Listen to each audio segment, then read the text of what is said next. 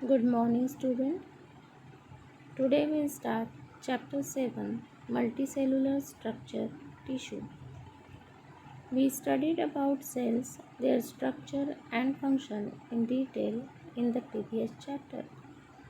We know that all living organisms are composed of cells. The thin layer of cork that Robert Hooke observed under the microscope consisted of a group of several cells. Hooke had named a member of the group as a cell. We see all groups of cells when we try to observe different parts of animals and plants under the microscope, like leaf peel, internal layer of cheek, muscles of fish, cheek, etc. Now we have to perform one activity.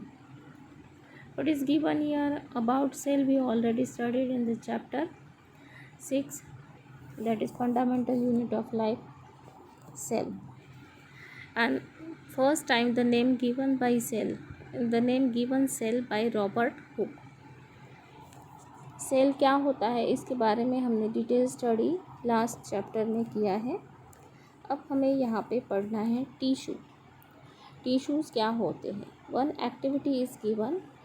We need a glass tumbler, a red ink, cutter और blade, hand lens, plant with soft stem और firm leaf Stark.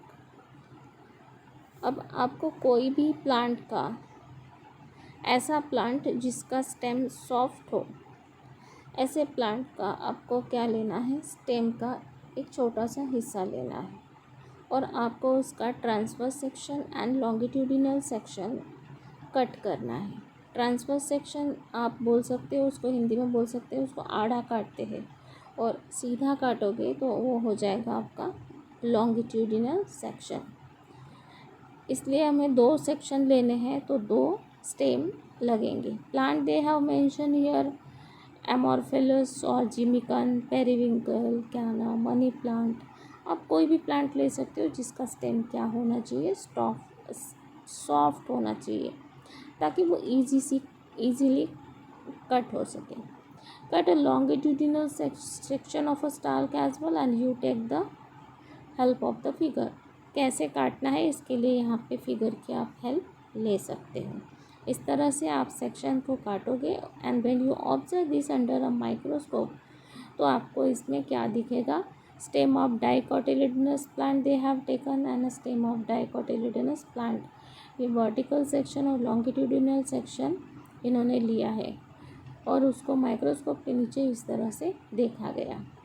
Take an empty glass tumbler, 3/4 of it with water. आपको क्या करना है, एक empty glass लेना है और उसमें 3/4 यानी 75% आप उसमें पानी भरोगे. Add enough red ink to get a dark red solution. और उसमें 2-3 बूंद आप इंक डालोगे, रेड इंक, ताकि वो पानी क्या हो जाएगा, रेड कलर का.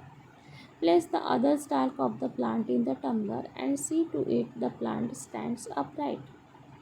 अब क्या करना है आपको, place the other stalk of the plant in the tumbler. जो स्टेम आपने ली थी ना, उसको आपको उस पानी में रखना है. और कैसे रखना है, सीधा. Leave the setup in sunlight for 2 hour. और 2 घंटे तक आप क्या करोगे, उस प्लांट की डंडी जो आपने तोड़ के लाई थी उसको 2 घंटे तक धूप में रखोगे. Now cut transverse and longitudinal section of this stalk and observe it carefully. फिर आप उसका लॉन्गिट्यूडिनल और ट्रांसवर्स सेक्शन लोगे और उसको क्या करोगे, फिर ऑब्जर्व करोगे माइक्रोस्कोप के नीचे. तो आपको क्या दिखेगा, we can clearly see that cells in the coloured area are arrange in manner different from those around them. These areas are involved usually in upward conduction of water in plant. उसमें हमें क्या देखा हमने कि जो coloured area था उस stem का, उसने अपने आप को इस तरह से अरेंज किया था कि बाकी हिस्सा थोड़ा अलग दिख रहा था. ऐसे क्यों हुआ, क्योंकि उस कलर्ड एरिया ने पानी को कंडक्ट किया. किस डायरेक्शन में, अपवर्ड डायरेक्शन में पानी को पहुंचाया. तो वो एरिया क्या हो गया, थोड़ा सा गैदर हो गया, एक जगह जम गया. तो दूसरे हिस्से से वो अलग दिखने लगा. For this we would require one activity also given. For this we would require a clean cotton cloth, gram, moong seed, blade, 4 bowls, slide, cover slip, red ink, microscope, candle and matchbox. What you have to do, soak around 30 seeds either of gram or moong in a bowl for at least 6 to 7 hours. 30 seeds आपको लेना है, 30 बीजा लेना है. किसका? कोई भी ग्राम का, कोई भी दाल का या मूंग दाल का. और आपको उसमें क्या करना है, साबुत मूंग लोगे आप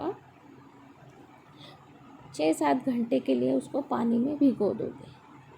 you may then remove the seed from the bowl and loosely tie them up in a cotton cloth. और फिर उसमें से पानी उसको छान लोगे और उसको बाद में आप कोई भी कॉटन के कपड़े में अच्छे से बांधोगे. Wet the cloth from time to time so that seeds don't dry up. और उस कपड़े के ऊपर आप पानी छिड़कते जाओगे ताकि वो सीड अंदर की ड्राई ना हो, सूख ना जाए.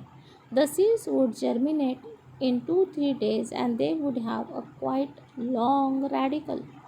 वो जो सीड्स है वो जर्मिनेट हो जाएगी और उसमें से आपको रेडिकल दिखने लगेंगे. बट इसके लिए समय लगेगा 2 से 3 दिन. Choose 10 seeds that have a long clear radical. उसमें से लंबे वाले जिसके रेडिकल्स दिखेंगे आपको, ये जो पोर्शन दिख रहा है आपको,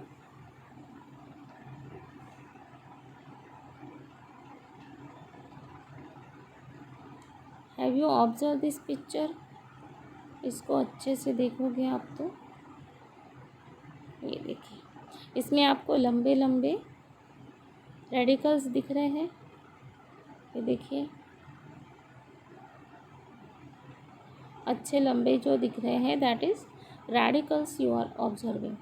तो उसमें से जिसके लंबे रेडिकल्स होंगे, ऐसे सीड को आपको क्या करना है, इसके लिए चूज़ करना है. ठीक है. Keep 5 of these in a bowl A. और उसमें से 5 आप एक बाउल में रखोगे. Put the other 5 in bowl B. जिसके रेडिकल्स थोड़े छोटे होंगे उनको बी में रखोगे. And now measure the length of all the radicals of bowl A and B.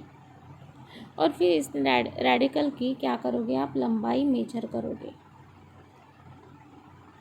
इस रेडिकल की आपको क्या करना है, लंबाई को मेजर करना है.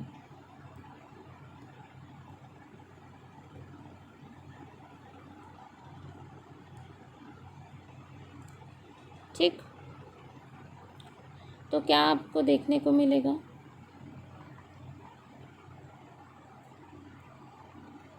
What you will observe. क्या देखोगे आप. Put the cut end in the bowl. See keep them. फिर आप उसको क्या करोगे,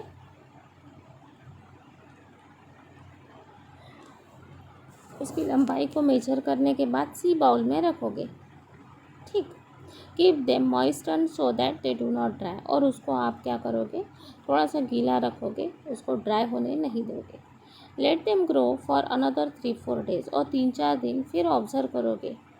and on the 5th day major radicals बन सके. और फिर उसकी लंबाई को आपको मेजर करना है आफ्टर 4 डेज. 5th डे आप उसका लंबाई को मेजर करोगे. फर्स्ट डे कितना था, and then bowl be second day.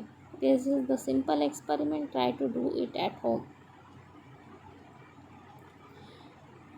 Right. Now the third activity, let's see. We will use the freshly cut tip of bowl. You may do this activity as soon as you cut the tips of the radical. Take a cut tip and place it on a few drops of water on a slide. Heat the slide on a candle flame for some time. Do not let the water dry up completely. Now add a drop of dilute